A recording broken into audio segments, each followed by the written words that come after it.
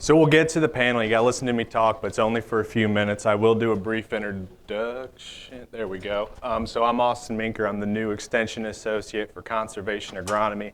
This program's a little bit of a newer concept. I'm not a researcher. I'm working with various researchers across disciplines throughout the university to try to develop more comprehensive interdisciplinary programming that supports decision making when it comes to practices like cover crops. Wanted to start out by pointing out some good resources that are being produced right now. These, are great for somebody looking to start out with cover crops, but even if you've done them for a few years, I think there's a lot of valuable information to help improve your management. First is the species selector. You can enter specific field locations, your crop rotations, your goals with cover crops, and a bunch of other inputs, and it'll give you specific recommendations on species. You can go in, browse through these species, learn a lot more about them, strengths, weaknesses, planting recommendations, and so forth. Next one, nitrogen calculator. I will say to maximize this one to maybe its fullest potential, you need to maybe do some sampling. But even if with some good estimates, you can get some valuable information. This will track, nitrogen release of your cover crop you produce, map that out compared to your following crop's needs. Also look at residue and how long that may last on the surface. Last one, economic decision tool. It's just like what it sounds. This is kind of your accounting software for cover crops. It'll help you perform a good cost-benefit analysis for your cover crop practices and plan accordingly. Before we get to the panel, we're going to do a brief presentation on termination considerations. We'll look at some common methods and then also some timing considerations.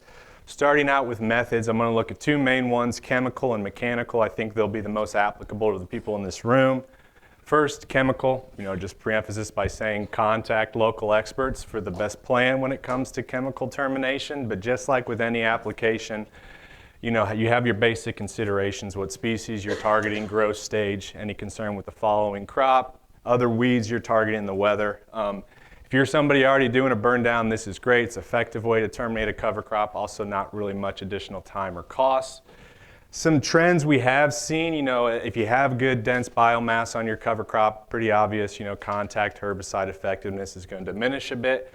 With small grains, broad spectrums are pretty efficient at terminating them. If you get into brassicas and legumes, they can be a little trickier. You might have to do a mix alongside that broad spectrum for effective termination. Mechanical, I will say something like rolling, you can do alongside herbicide, lay that residue down, better ground cover, maybe easier to plant through and so forth. This crimping is probably the most popular mechanical method to terminate. You do need decent growth. If it's real short cover crop, good chance it bounces back, maybe doesn't crimp as effectively. So if you're in a small grain, think about being around that soft dough stage. Can you go out, make an indent in that seed head with your fingernail? Probably a good time to crimp it. Broadleafs and legumes can be a little trickier, especially if they're lower growing, but full flowering is pretty optimal time to crimp those. When you're looking at crimpers, I've seen people build their own, modify existing equipment. If you're looking to purchase something, there's a blue million options out there for you. Somebody has something that'll fit your operation. One I want to talk about is we're seeing these curved crimping bars.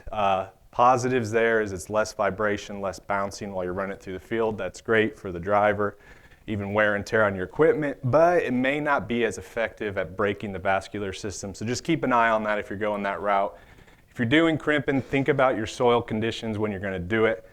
If it's a wet year, soft soils, it might not be as effective. Maybe you got to do multiple passes to have a really effective crimp. You want to actually crimp that vascular system to stop the flow of water and nutrients. You don't want to cut all the way through. You can have regrowth with that.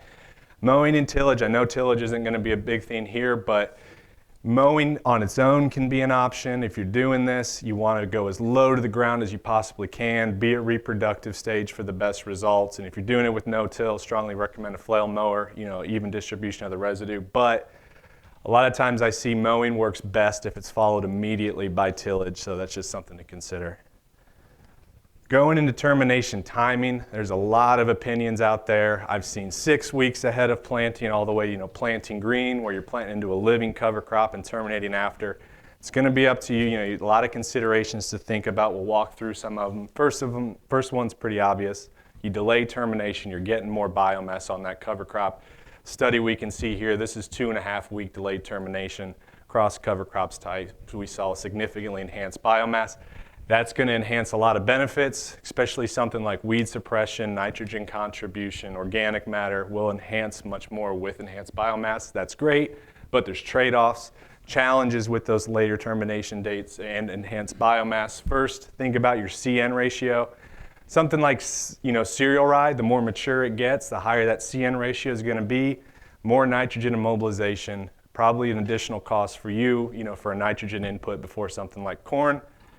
Think about planting. How experienced are you with planting through that biomass? Maybe the first year you terminate a little earlier, keep that biomass low till you get your equipment dialed in and you're comfortable with it.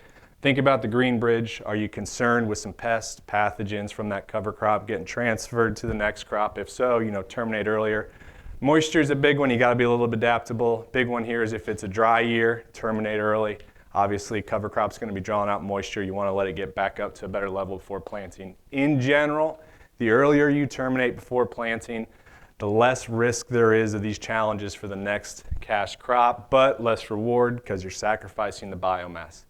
2 to 4 weeks, I'd go even more specific and say 3 to 4 weeks is probably the most recommended number you see to terminate before planting with cover crops.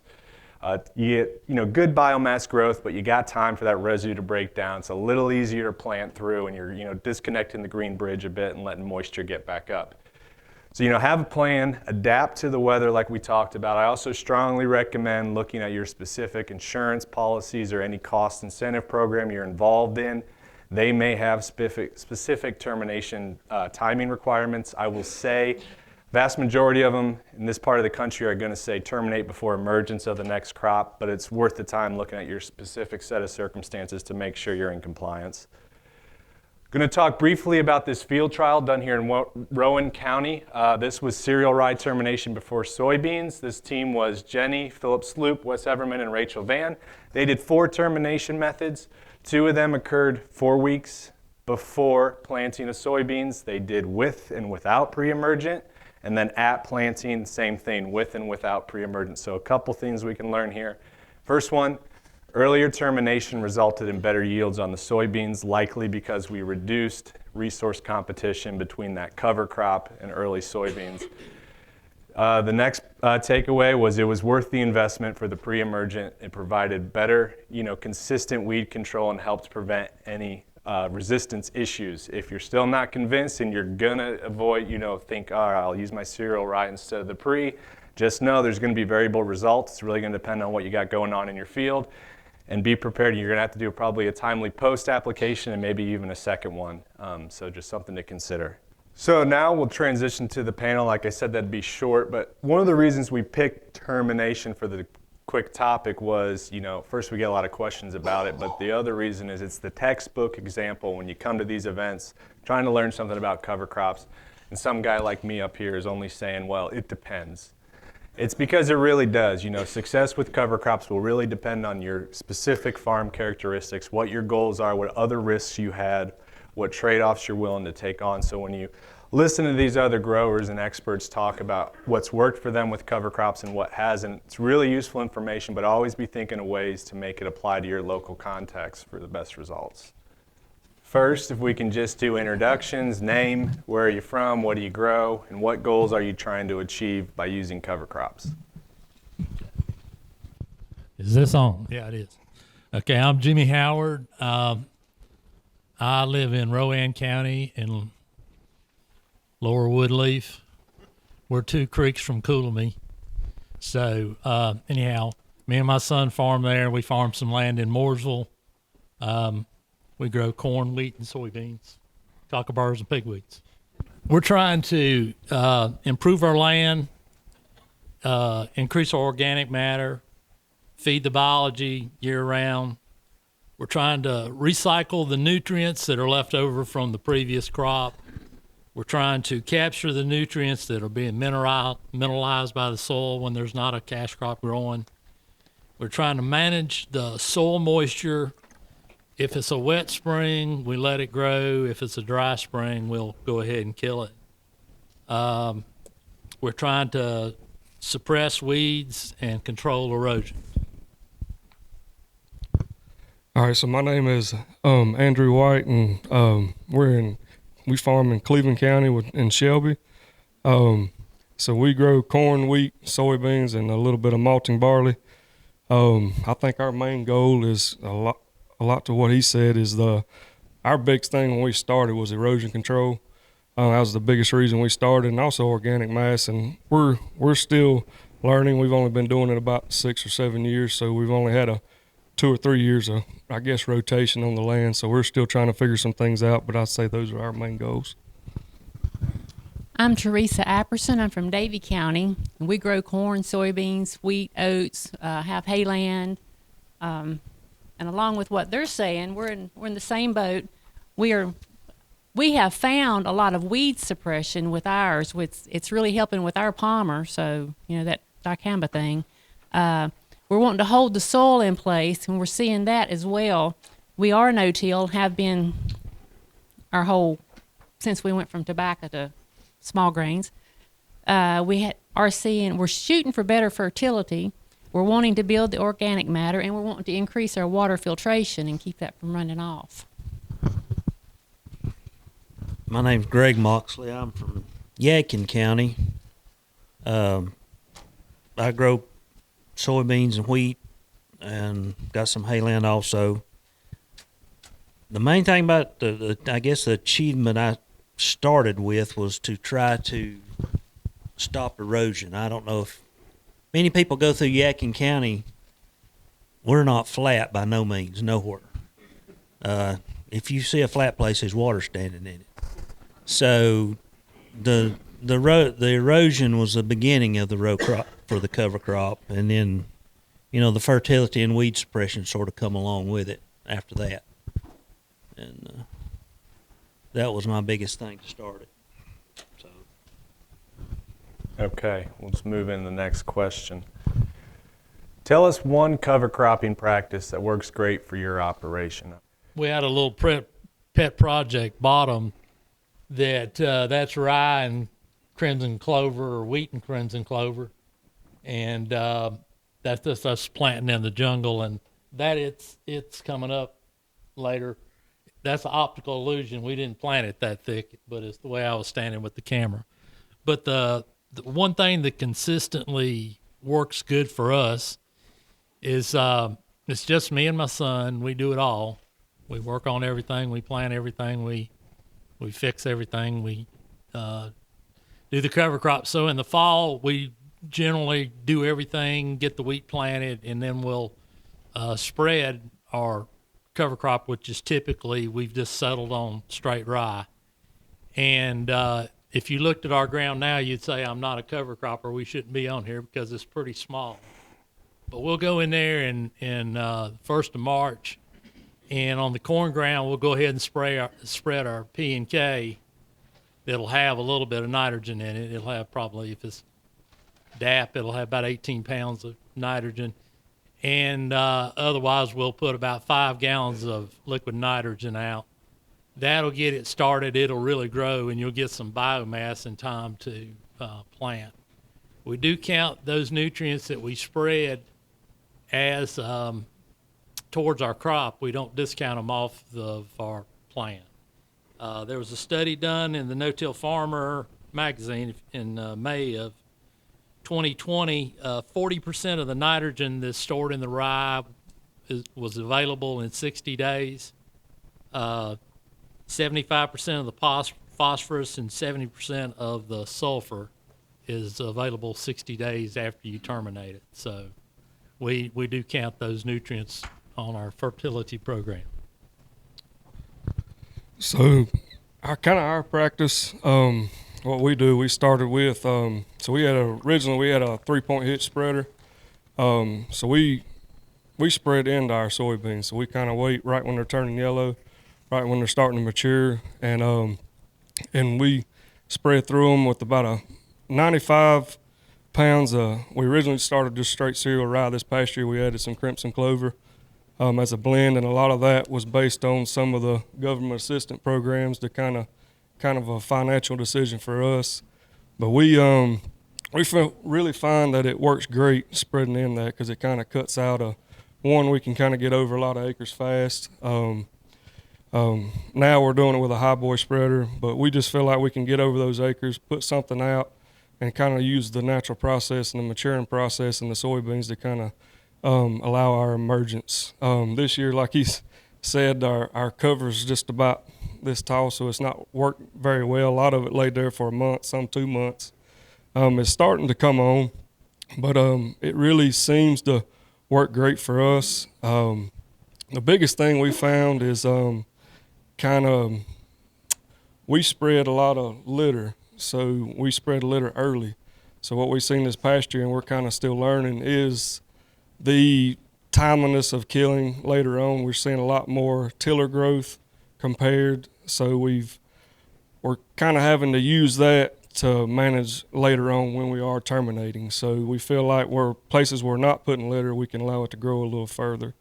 But that really seems to kind of be our biggest challenge right now, is figuring out the termination, which you said it can vary, and it's varying on our farm each year. And I feel like this year we're going to let it grow a lot further than we have before. But it does seem we're changing kind of the way we're setting our planter up. We've our moisture retention, it's a lot better now. So we're changing our closing wheels, where we're seeing that we're having a challenge for us. We're not used to planting in wet conditions. We're very dry, and so we've always run cast closing wheels. So we've seen this past year we had a lot of it was closing our fur too tight. So we've changed a lot of our closing wheels and trying to keep that soil as loose as you can when we're closing the seed up. But I think that's not just with the cover crop, but changing the way we're planting, changing those types of things. And like I said, we're still learning each day. Well, they're a lot farther along than we are. We're new into this. I think this is our third year of cover crops, not just having some wheat and oats over part of our land. So I can tell you some things not to do, but as far as some things to do just yet, I'm not quite there. We're not quite there, unless you know something, Troy. My practices pretty much exist. I do some no-till drilling behind the combine, and we were doing some spreading, broadcasting right, usually but trying to do it within a day or two after harvest, and had some pretty good success early on, but in the last 2 years didn't do any this year, but last year the weather, you really need some rain if you're going to broadcast and try to let the stubble be your cover to get that seed up. And the last couple of years we've not had the rain at the appropriate time after a harvest, and so basically what I'm doing now is broadcasting and turbo tilling if I need to, or sod drilling. Okay, next we'll ask about equipment. What equipment or modifications do you recommend for fitting cover crops into your system? Anything that can drag up will drag up. So we've took everything off the planter. We've got we've got a double disc opener. We got the reduced inner diameter closing wheels, and we have our gauge wheels staggered. And we're planting into rye. And you can see we're dribbling 40 pounds of nitrogen with some sulfur in it behind the closing wheel on top of the ground to try to overcome the carbon penalty, I guess, where you're tying up the rye's got some of the nitrogen tied up until it starts releasing it. We put 40 pounds beside the row, and that seems to help us a lot. But the biggest thing is we do roll some down afterwards. It kind of depends on the situation. It'll look a lot prettier if you get it flat on the ground and you can see stuff coming up. But this year we're not going to, and I'm going to hopefully hide some soybeans from the deer for a little while. I don't know. Everything I've else come up with has failed. So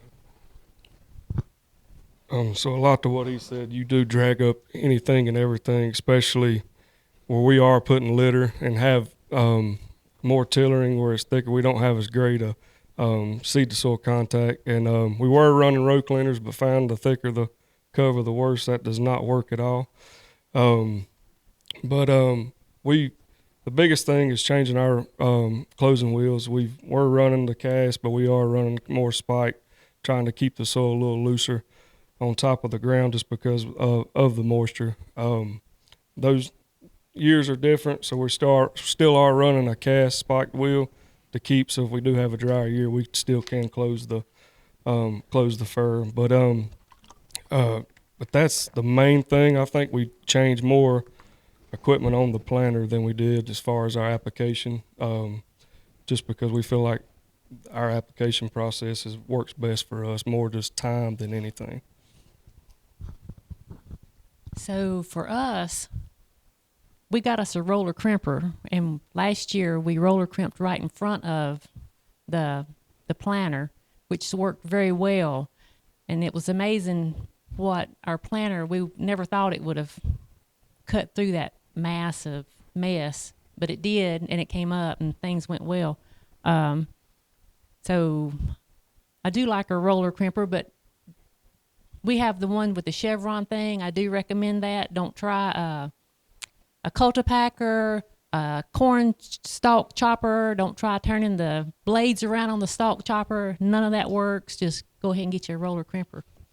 And question for you though, you're not roller crimping in that stuff. So can I ask a question now? So how's that working for you? Well, it works okay. It'll just grow up in between it. We actually, if we roll it after we plant it, because I've been told, because we're tight and I'm tight. We got a crumbler.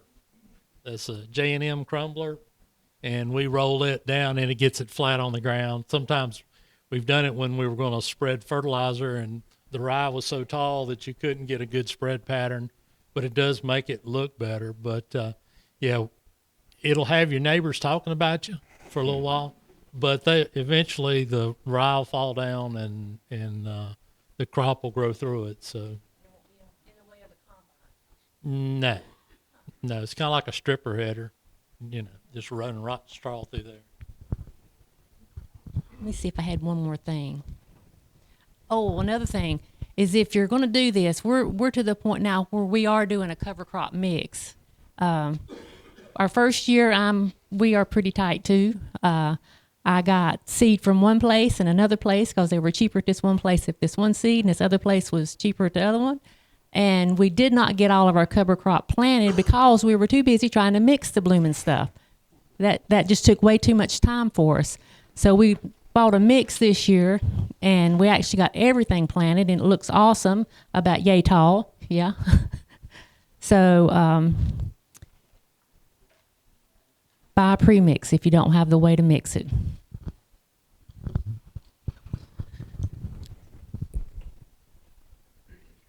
Which question are we on? 2 or 3? 3. Equipment. Modification as far as equipment goes. I started out with an old FB13 grain drill with a hydraulic cylinder put on it instead of the old hand lever that you used to pull to make it go in the ground.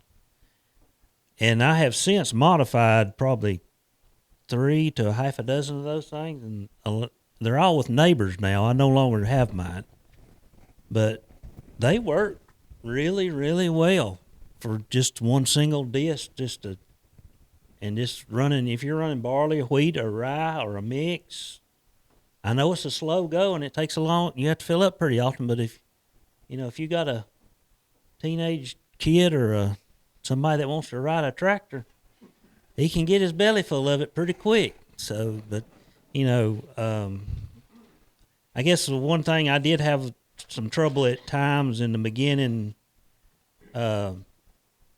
with dragging up, like he was talking about the picture there, and I try not to. The one year I had the most trouble, I had let the rye get about shoulder high before I tried to do anything with it, and we ended up planting into it with it that way. And of course, when it came up and the rye died down, there was a few rows a little off. So it was there wasn't even GPS involved at that time. But I did figure out after that year planted, I would either go ahead and kill it early before it got too tall, or mostly what I do now is I kill it right in front of the planter, as long as it's not over knee high or something like that. Okay, next question, and I think we'll open this one to the crowd also after the panel's done, but what do you need more information about to bring your cover crop game to the next level? I'm going to be like a politician. I'm not going to answer that question. I'm going to answer the one I want. Because there's so much information out there. I know a whole lot more than I do. I guess the thing that would bring me up is we had more time or whatever to get it done. But plant mixes and all that, we've just kind of not abandoned it, but to serialize the easiest thing, we get it put out and we get it worked. I mean, and I'm sure the research is out there. I hadn't found it, but I'd like to see a long-term study kind of on the organic matter increase, the nutrient increase, maybe the biological, the PFLA test or whatever, to, so we could kind of get a ROI on what we're doing. So it's probably out there. I just haven't found it or read it. So I think our biggest thing going, more information about, and I mean, I know it's out there, but for our particular situation is we're going to add a third variety into our mix, and some of that is based on some of the programs that are out there. But some of the varieties that or the species, I guess, that we could add, we're a little worried about just because of some of the species that we're trying to fight throughout the year. So is adding those into. So I'd guess of getting some information about adding another species, what it would be for us. The species thing that's a big one for us too. I was glad to see your code that seemed like it may address some of that stuff. Although you talk very fast, so slow that thing down. But we have been following the Understanding Ag people with Gabe Brown, former Ray Archuleta was part of it, Alan Williams and all them. They're all into the regenerative ag stuff, and that's has been a big help to us. But there's still, I'm glad to see that NC State and stuff are coming online to start bringing some of this local information to us. But I'd like to just us four get together because I got questions for all y'all. So probably one of the things I would like to see is different ways to apply a cover. I mean, I've seen I think I read it or may have seen it one, but in Virginia, this guy he was broadcasting with a helicopter. And my dad always said when he was a boy that his grandpa used to always, or my grandpa, put, like they raised Timothy back then. And the weather evidently was a lot different then than it is now. But Grandpa always put the Timothy on before they ever harvested the crop. And they done it by hand, which I think you said you drove with 3-point, or you got a high boy.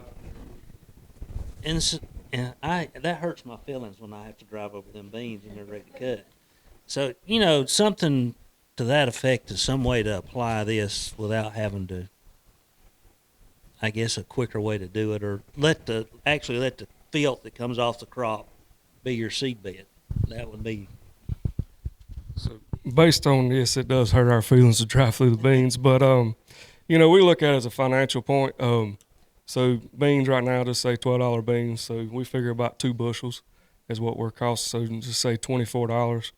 Well, back to the helicopter, $17, $20. Typically what you're going to cost there. So we feel like it basically offsets your expense.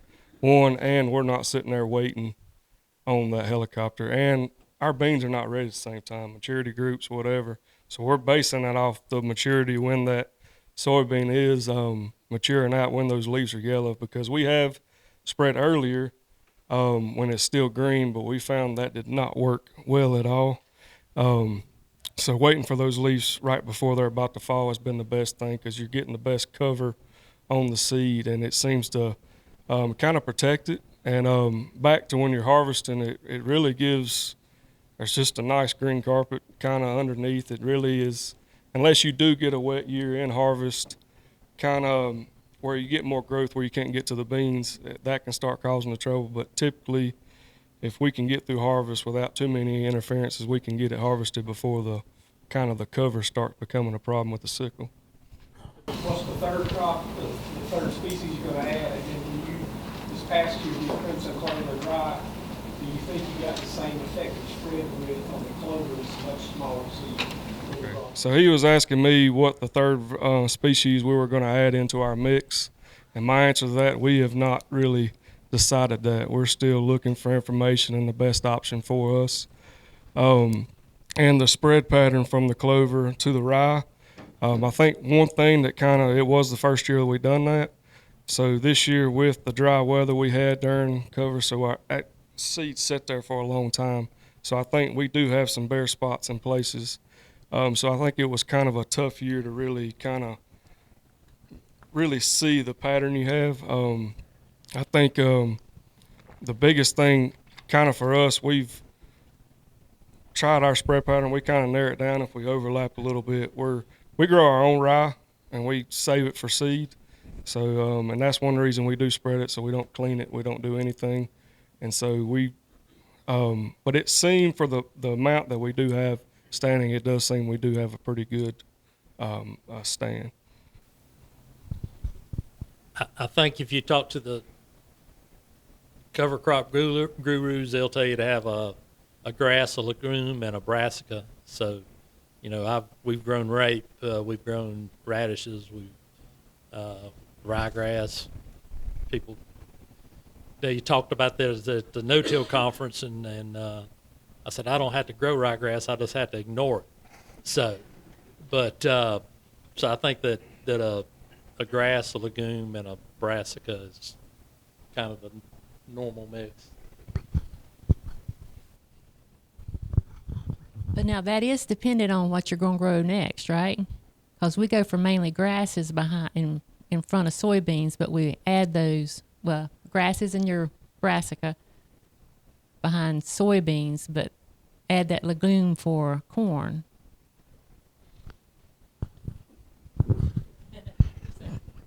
Yeah, well, you grow the. When we do plant mixes, we're growing the legume for the ground because there's a lot of bacteria. I think they're nitrogen craving. It's intimidating to talk in front of all these doctors out here. Yeah. So anyhow, we're growing the legume for the ground and not necessarily for the crop. And if you believe, I believe our buddy there from Wisconsin, there's a nitrogen demand probably in these thick covers for the soybeans. I'll reiterate Jimmy's point there on the wrapping issue.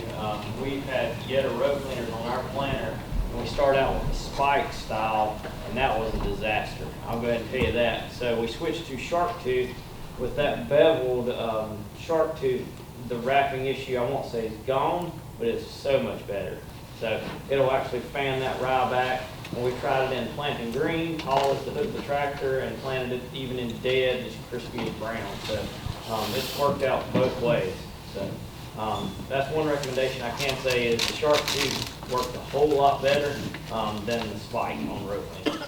So just to repeat, he said that the shark tooth worked a lot better than the spike. He didn't have as much wrapping. It was easier to work through. Okay.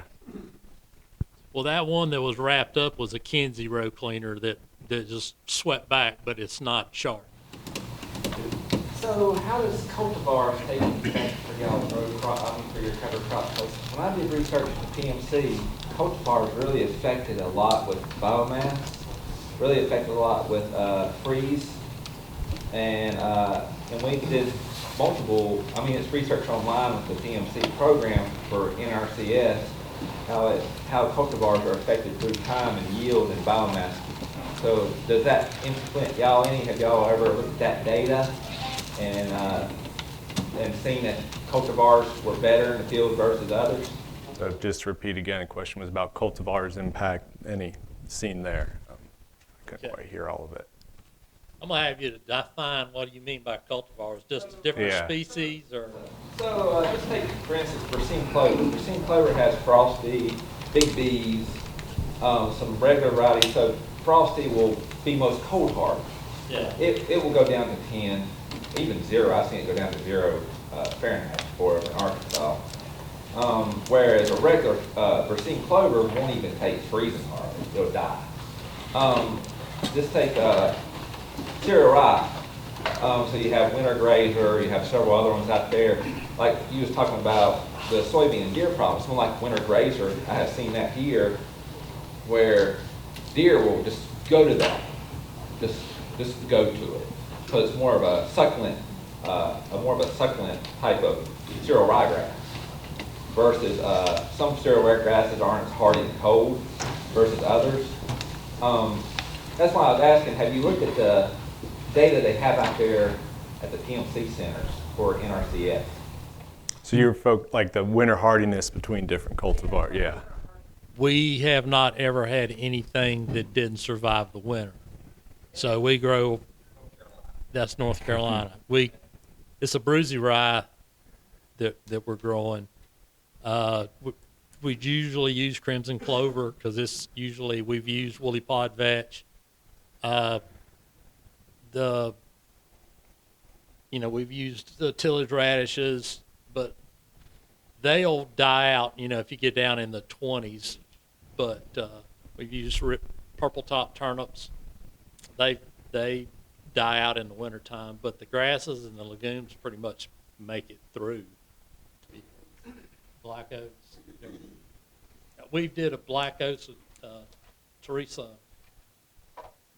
Harmon did a thing. We had black oats in her trial, but they made it through the winter too. I had a question. I have, like you had mentioned, Jimmy, I have some fields I have hide the soybeans from the deer, and they normally end up turning into a 15-acre food plot. But nonetheless, I was wondering if any of you would think there would be any benefit, because I hate planting corn on corn on corn, but I also hate just basically having a sacrifice field from deer pressure. If I were to implement like a hairy vetch or Austrian winter peas in the winter time to rotate with corn, is my growing season for my cover crops really going to be long enough to really receive any kind of benefit from doing that? So the question was, rotating in some legumes in between corn, is it worth it to get some nitrogen contributions?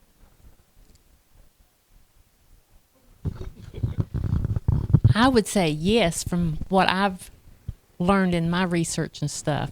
But that's getting your cover crop in early enough is the problem too, to not have the little bitty stuff, because we have a hard time getting in right behind the combine. Did better this year, but we're still our little bitty cover crop. But it's got to help, because you are rotating what's in that ground from the corn crop. I was a feed salesman worked with dairies for 37 years till I retired 4 years ago. And I had a customer, Rusty Acre. Y'all, probably a bunch of y'all know him over there. But he had a field, the Harrelson Farm, you know where's that?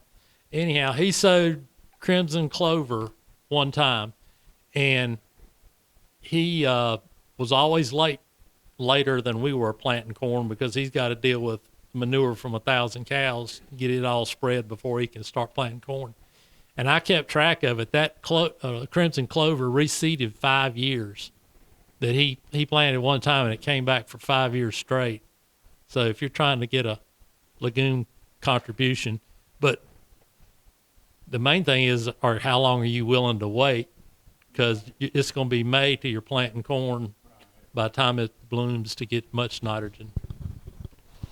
Like downforce, we've had issue with some really heavy cover cutting into it. Do y'all do anything different, spring downforce, pneumatic or no-till coulters? Biggest thing is slow down.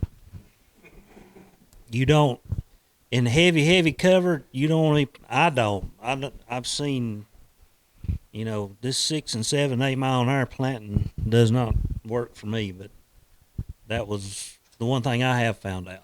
Slow down. We've not really had any issues. I'd say speed is a big thing, and I think a lot of it depends on the condition, moisture and stuff like that. We've seen there's a lot of times where you want to go, the weather's telling you, but kind of looking at the soil moisture was a big thing for us, and we learned a lot this past year. Like I said, for the litter, in our heavier covers, we are having to wait a little longer. It did pay in the long run because we did have more moisture retention, but I think really looking at your soil moisture was the biggest thing for us. We've been no-till for 25 years, and in the springtime we don't really have any issues getting in the ground unless it's some area that has you've drove a truck over 100 times or whatever. You know, in the fall, sometimes you had to, like this year, we just waited till it got so dry that it was powder and we could sow wheat in it. But I got a picture of that. That's 50 pounds to the acre spread with a spreader. And it looks thick when you look at it, but you can see the ground when you're standing in it. So we generally don't have any trouble planting into that. For the rest of you that spread, just take cereal rye, for example, what are your seeding rates? Because you're a lot later than Jimmy is. I mean, you're a lot earlier than Jimmy is spreading, so what's your seeding rates? Pete, the question was about seeding rates of cereal rye. So like I said, if we're just straight cereal rye, 100 pounds is kind of what we've seen, and I think you could probably go as low as 80 pounds spread. I mean, we really feel like what the penetration thing is you get too much growth in there. To me, coming back spring, it makes it hard really to plant through. So I feel like the little thinner, letting it grow a little taller, and that works best for us. So, Jimmy, did you say you plant green? Question about planting green. Yes. Does anybody else plant green? And what's your opinion of that? It worked. It came up. So but that was our first time. So I like good cultures, and I like the crimp in front of the planter because I like laying it down. And if you're not running a row cleaner, which you probably won't doing this, it opens up enough room for your seed to see light a little sooner. And if you get a good residue, your soil temperature is going to stay cooler during the summertime, and you won't have as much evaporation. Are you getting uniform seed depth running over all that residue? Because it basically takes 11 inches to cover both cover wheels from side to side. And if you don't clean that whole area out, how are you getting uniform depth? Because we've already seen how much 24 hours affect the yield. So just to repeat, question was about challenges with uniform seed depth planting into. Oh, you talking about from the spreading?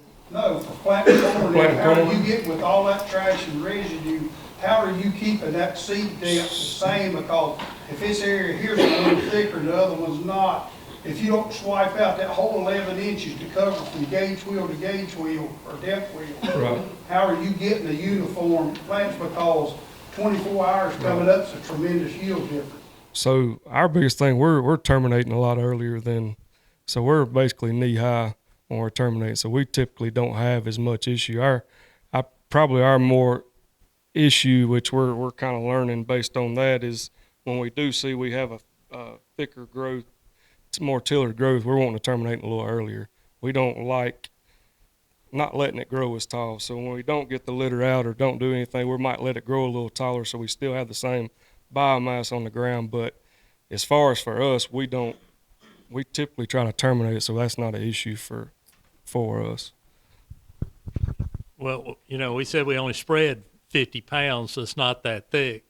And we take in consideration, if you got a uniform mat, you know, we might be planting 1.5 inches deep, but the planter's set on 2 inches. So we calculate in the depth, and we go out and check it when we're planting it. But we just roll across it. We don't have a coulter. The one thing I do believe in is in our soil types, these clays, the reduced inner diameter closing wheel, gauge wheel, it's got a indentation next to the disc, and it'll allow that clay to stick to the disc opener and heave it up. And then it crumbles up when you pack it down. So we've got them on our drill, on our soybean planter, and our corn planter. So we believe in them. I highly recommend y'all look up Griggs Farm on YouTube. He's in West Tennessee. He's real big into cover crops. Is it Greg's? Griggs Farm is a good. They actually run a hooded sprayer earlier in the spring to clean out their road. So like when they go back, they're running road cleaners and everything, planting right into that road. They don't have any issue. Yeah, I've seen that with the sprayers. I've even seen strip rollers. You do that a couple weeks out and get that breakdown. Okay, so yeah, it's a good resource. I did want to make one quick note. Those resource tools, that's from the Precision Sustainable Ag Research Network. So that's different universities, not just NC State and some other research groups. Also, because mixes were mentioned, there's going to be a cover crop seed calculator. It is up for the Northeast and part of the Midwest. So basically, if you have a mix in mind, you can put in your location, put your species in it, it'll give you a good seed ratio for that mix.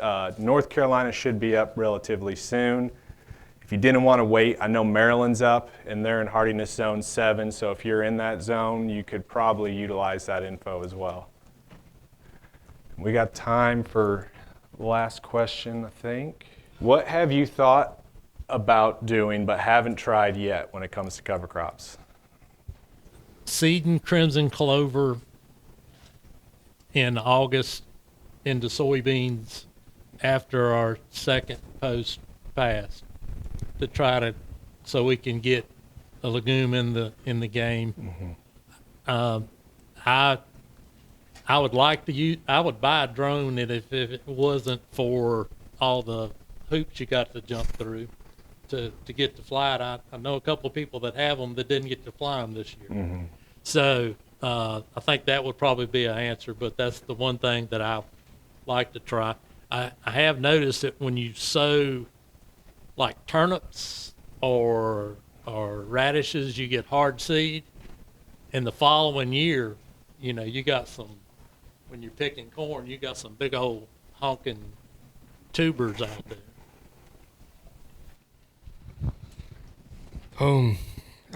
I think more just rate and kind of how whether to back off, and like we said before, adding that third species. But just the biggest thing maybe in backing off on our rye rate a little bit, especially where we know we're going to put litter, and trying to keep down on the ground cover as much, because as early as we're putting it out, we're getting plenty of growth and early growth, so we see that's not really an issue. I'm wanting us to figure out how we can plant in our crop before we harvest the crop. Like you say, putting our clover out or whatever, planting something between our corn rows before we harvest our corn, or maybe at I don't know, 3, 4, 5. I don't know. But that's something that I've not talked Troy into yet. It's a leap getting there. Probably would be blending like multiple species, because I'm pretty much small graining or cereal graining and trying to figure out how to mix if you put it in a slinger, most of the time some seeds will stay up and some seeds go down to get a more even stand, I guess. That would be the one thing I've thought about but hadn't tried yet. Is there anything any of you guys out there have thought about trying but just haven't quite done yet when it comes to cover crops? What my brother and I did, we did put our crimper and roller on the front of our planter, and that worked pretty good. That's been one of the best things, I think, as far as getting it down that way. It all happens in one pass. Okay, so just to repeat, he put the crimper in front of the planter. It was real effective and saved, one pass, saving some time there. So, okay, mounted on the toolbar. We went the hemp route back in 2018 or so, and I hope nobody else here did that. Yeah. But during that time, that's when I learned more about the soil health stuff and how important these cover crops were. And it's a learning process, and it's a learning process on the farm just to make things happen.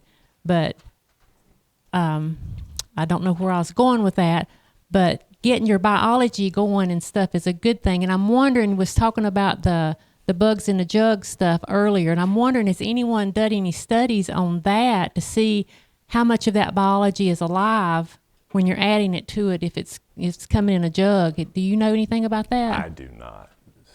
So, While she mentioned hemp, I will tell you a good story on the hemp. So last year I had, I think the college, NC State, come up and done was it last year, Walter? Year before last. Anyway, they done a variety test on about 2 acres there on my farm. So last year I planted, nothing was planted there after the variety except that fall. And then it was a cover crop put on it. I take that back. I planted the beans in that same variety, and the beans in the field was actually cut in half. So where that hemp was the year before, no other fertilization had been done out of the ordinary, except it had grown that crop of hemp, which that stuff actually got probably 10 foot tall, and stalks on it probably as big as a quarter or bigger. You could see from the beginning of that soybean plant coming, within 2 weeks after the plants came up, you could see them at least 4 to 6 inches taller than the beans right beside them, all the way through the crop. Now at harvest, the yield wasn't that much difference, but those plants were about 10 times more healthier than the beans that were planted in just common ground. Now whether it was the hemp or where it was, I don't know. But it was food for thought, I can tell you that. And kind of, I guess, closing, but we really just started this more erosion control and done it, really wasn't thinking about the lasting effects of it. And, but done it with, NC State was doing a couple trials in our area, and we signed on for that. But since then, we just every year you can just really start seeing the benefits. Like I said, the soil health was just a huge thing. Just our, the conditions, our moisture retention. We don't necessarily have the data just to say our yields are just increasing just because of that, but our yields have increased since we have brought cover crops into the mix. But I do think it's a learning experience every year. Each condition changes, but I think as farmers we got to adapt to each situation. But I do think it is a big plus for the farm.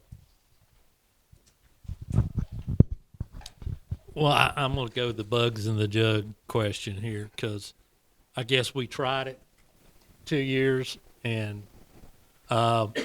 we felt like we were using a coastal product, Stabilize RZ, that's got mycorrhizal fungi and some other bacteria in it. We're pretty confident that we could see a significant difference in the beans. I'm going to say 10 bushels but this year we included it on our infer on the corn, and all that we had in our infer was we used Pivot Bio. We had Pivot Bio, Stabilize RZ, sugar, and carbon. And between the infer being turned on and the infer being turned off, it's a country boy test. I did have a check, but it was 17 bushels different. So I don't know which one is doing, but I think there are some out there. I'm sure there's some that's no good, but I do think that one had a return for us. Okay, well that takes us right up to 2. I want to thank the panel for being here. That was a lot of really valuable information, so